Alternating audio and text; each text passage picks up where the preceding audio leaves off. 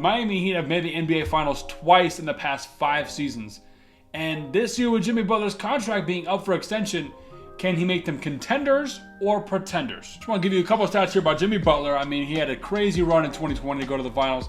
And then 2022 went to the Eastern Conference Finals, lost to the Celtics, went into losing to the Warriors and Steph.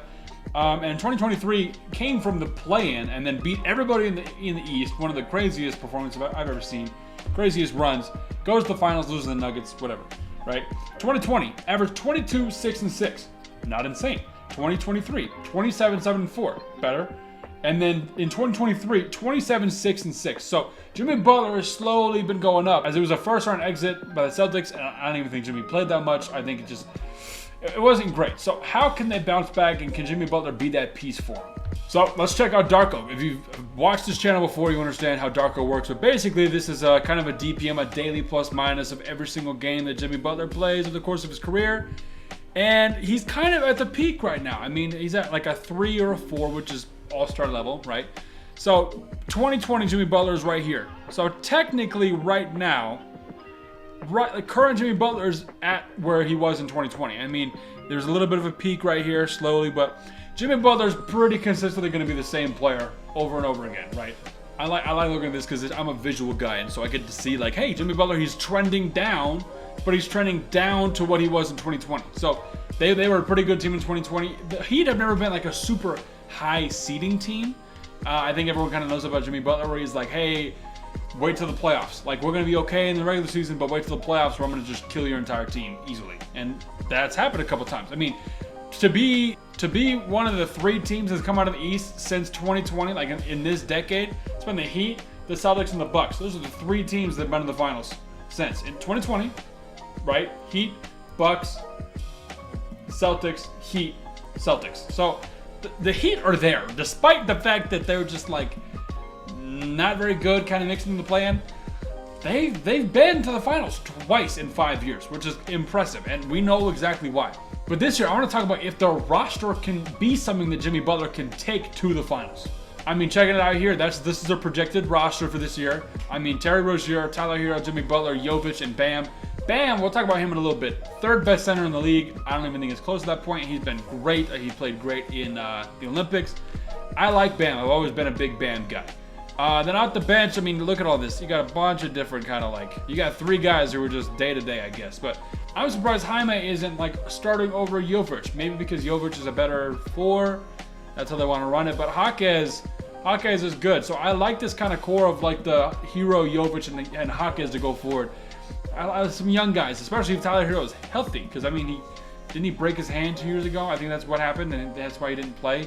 He still went to the finals without him. I mean, in that 2020 run, Tyler Hero was very pivotal being a rookie for them that year. I mean, he was really, really good.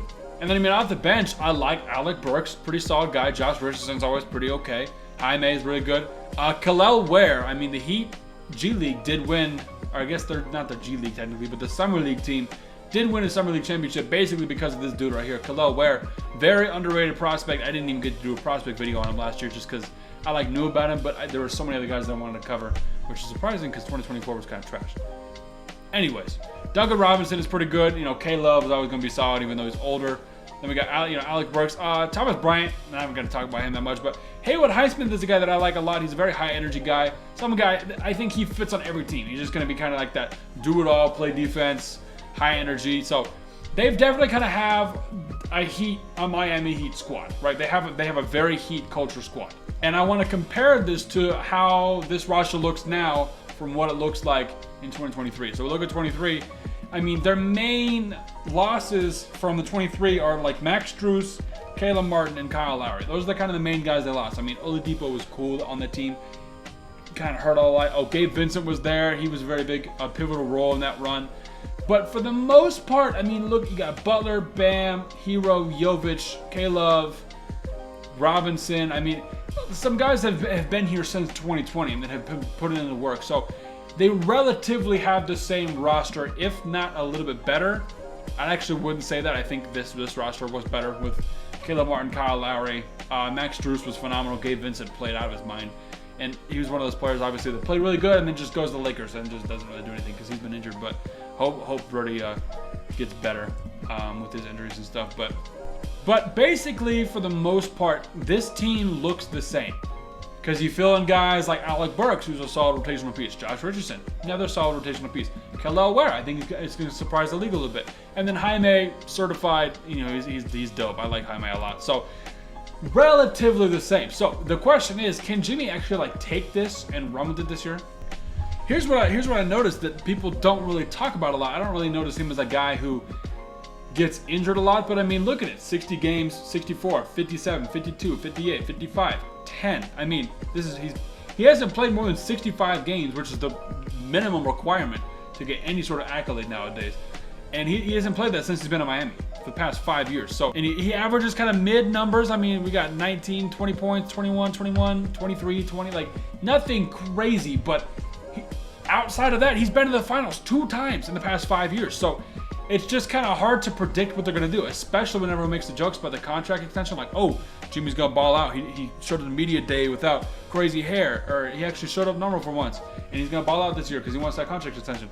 We're going to see. I mean, you can never really count this team out. You physically can't, because the past 2 times we have, they've gone to either the Eastern Conference Finals or just straight to the NBA Finals. So it's really interesting to talk about the East because these guys are just there. They've done it multiple times. And I mean, even though they lost in 2022 when the Celtics won the finals, it was 7 games and Jimmy Butler had the brick. Everybody remembers that. That was close. They could have gone to the finals 3 times in 5 years.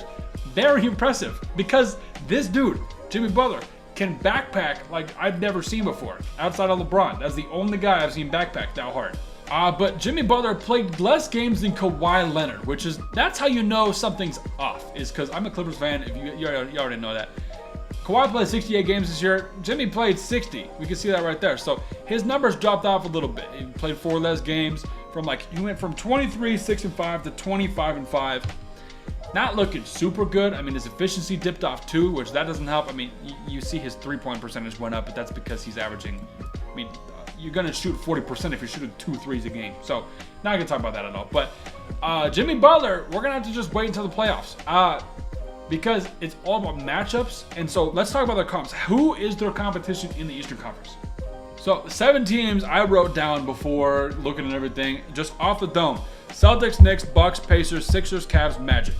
That wasn't really in any sort of order, but basically, then the Heat are 8th. So, it's going to be basically these same teams. You just have to be better than the Bulls, the Hawks. I guess the Nets are going to be dog water. The Raptors, maybe the Hornets are randomly good, but basically just have to be good over.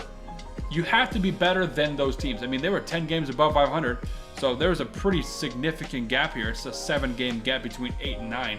That's in the play-in. So obviously we've seen Jimmy work magic from here. Just get to the 8th seed and you'll go to the finals. Apparently, that's how it works in Miami, I guess. But this year, I am deeming them pretenders. I mean, I cannot confidently say an 8th seed is going to be a contender. Straight up. I can't just be like, boom. Even though there's a ton of evidence for it, I can see why. The East is just too loaded. If Giannis is healthy this year, you got Giannis, who is crazy. And we've got a video coming up. That's actually next video. Crazy if Giannis is healthy. With Dame and Chris Middleton, then you have the new Knicks, who are also looking really, really good. The Celtics, the Cavs, Magic, the Pacers are really, really good. Not to mention the Sixers have Paul George. So the East definitely got better this year because, I mean, the Celtics just ran through everybody. There's a ton of injuries. Giannis didn't play it all last year, but I don't think the Heat can really, beat any of these teams. I think they're all really, really good, and it's going to be very, very interesting to see how that works out. Now, we have seen it before with injury, where a ton of players get injured, and Jimmy Butler just is digging graves and just walking through the East, and he's done that twice now. But all things considered, I don't think that that's actually going to happen this year. I just don't think that's even a hot take. I'm just going to go ahead and say no. Focus on the contenders this year. Let's focus on the Knicks. Give them some love. Bucks with Giannis being healthy. Pray for that. Celtics are going to be really good. Looking at the Cavs. I mean, their situation is interesting. I made a video about them already. If you haven't seen that, go check that out. It's linked. Magic, Pacers. I mean, Pacers went to the Eastern Conference Finals. I'm a big Pacers guy right now. I really like watching them. Probably the most fun team in the league to watch. Then there's Embiid. If Embiid ever picks his stuff up and gets his crap together, Conference Finals, who knows? The sky's the limit for that team right there, especially with Tyrese Maxey and Paul George. But that's all I got for today, bro. I mean, the Heat, we've seen Jimmy Magic before. I would love to see it again to see that I'm wrong, but I just can't see it right now. I'm just going to have to deem it as pretenders. But that's all I got for today. We out.